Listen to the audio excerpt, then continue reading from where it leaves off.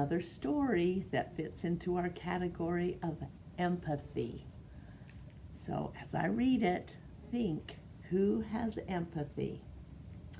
Here is the book called Chrysanthemum by Kevin Hanks. Green Willow Books is the publishing company. The day she was born was the happiest day in her parents' lives. "She's perfect," said her mother. "Absolutely," said her father. And she was absolutely perfect. "Her name must be everything she is," said her mother. "Her name must be absolutely perfect," said her father. And it was. Chrysanthemum. Her parents named her Chrysanthemum. Chrysanthemum grew and grew and grew, and when she was old enough to appreciate it, Chrysanthemum loved her name. She loved the way it sounded when her mother woke her up. She loved the way it sounded when her father called her for dinner. And she loved the way it sounded when she whispered it to herself in the bathroom mirror. Chrysanthemum, chrysanthemum, chrysanthemum. Chrysanthemum loved the way her name looked when it was written with ink on an envelope. She loved the way it looked when it was written with icing on her birthday cake. And she loved the way it looked when she wrote it herself with her fat orange crayon. Chrysanthemum, chrysanthemum, chrysanthemum.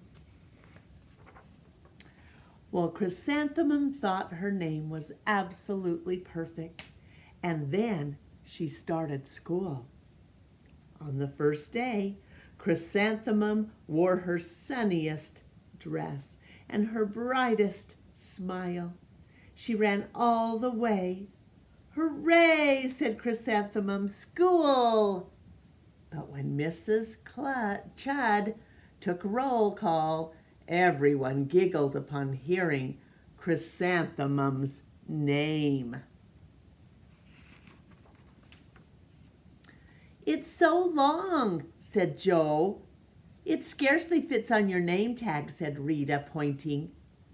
"I'm named after my grandmother," said Victoria. "You're named after a flower."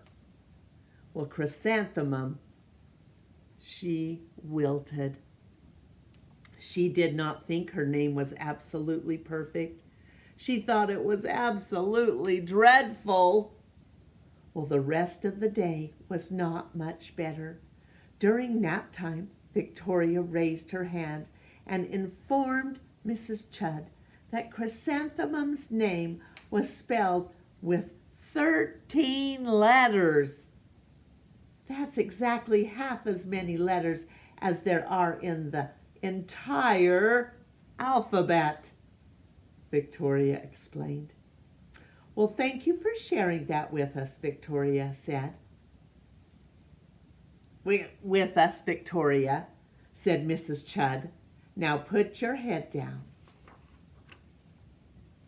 "If I had a name like yours, I'd change it," Victoria said, as the students lined up to go home. "I wish I could," thought Chrysanthemum miserably. "Welcome home," said her mother. "Welcome home," said her father. "School is no place for me," said Chrysanthemum. "My name is too long. It scarcely fits on my name tag, and I'm named after a flower."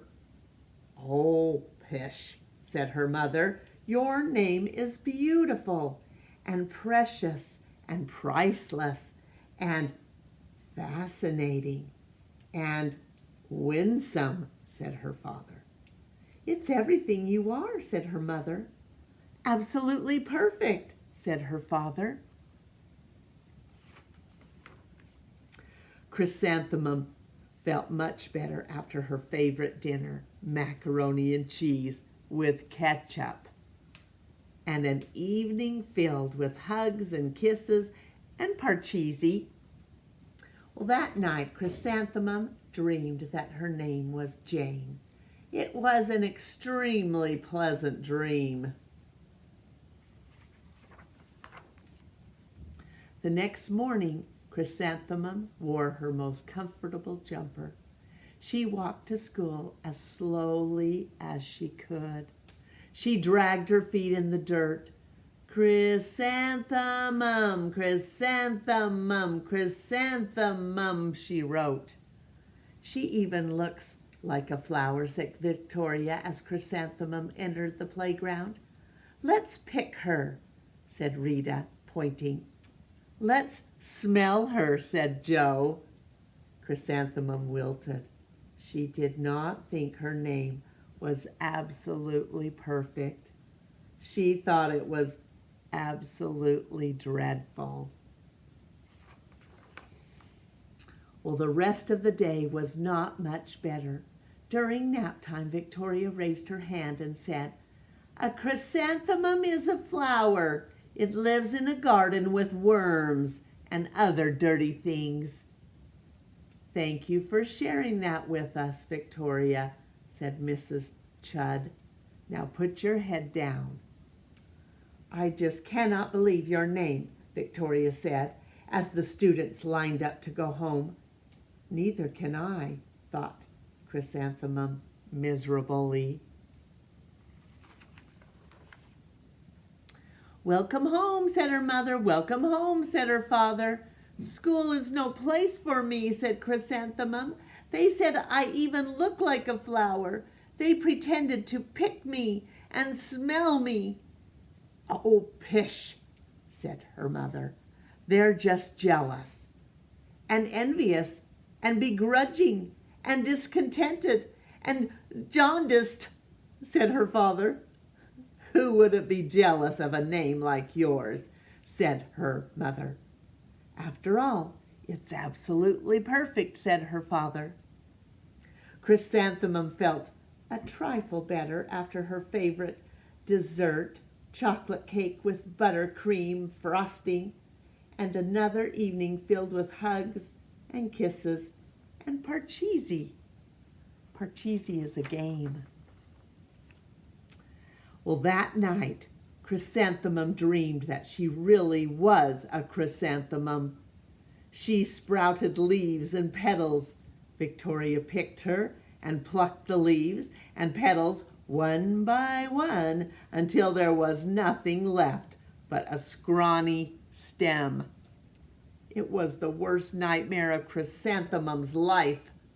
Chrysanthemum wore her outfit with 7 pockets the next morning. She loaded the pockets with her most prized possessions and her good luck charms. Chrysanthemum took the longest route possible to school. She stopped and stared at each and every flower.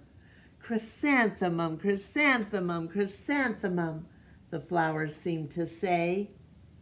Looks like it's a little bit rainy. Well, that morning the students were introduced to Mrs. Twinkle, the music teacher. Her voice was like something out of a dream, as was everything else about her. The students were speechless. They thought Mrs. Twinkle was an indescribable wonder. They went out of their way to make a nice impression. Well, Mrs. Twinkle led the students in scales. Then she assigned roles for the class musical. Victoria was chosen as the dainty fairy queen. Rita was chosen as the spiffy butterfly princess. Jo was chosen as the all-important pixie messenger.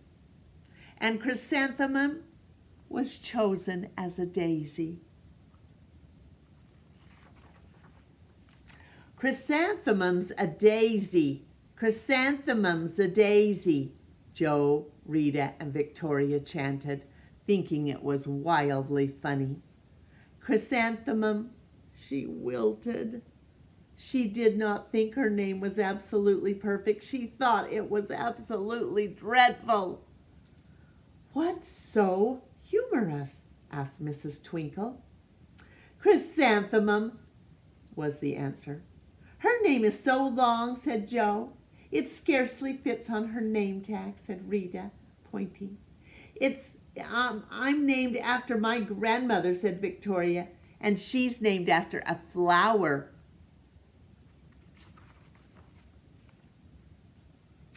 "Well, my name is long," said Mrs. Twinkle. "It is," said Jo. "My name would scarcely fit on a name tag," said Mrs. Twinkle. "It would," said Rita, pointing. "And," said Mrs. Twinkle, "I'm named after a flower, too." "You are?" said Victoria. "Yes," said Mrs. Twinkle. "My name is Delphinium. Delphinium Twinkle. And if my baby is a girl, I'm considering Chrysanthemum as a name. I think it's absolutely perfect." Chrysanthemum could scarcely believe her ears. She blushed, she beamed, she bloomed. "Chrysanthemum, chrysanthemum, chrysanthemum." Jo, Rita, and Victoria looked at Chrysanthemum longingly. "Call me Marigold," said Jo. "Well, I'm Carnation," said Rita, pointing. "My name is Lily of the Valley," said Victoria. Chrysanthemum did not think her name was absolutely perfect. She knew it. The end.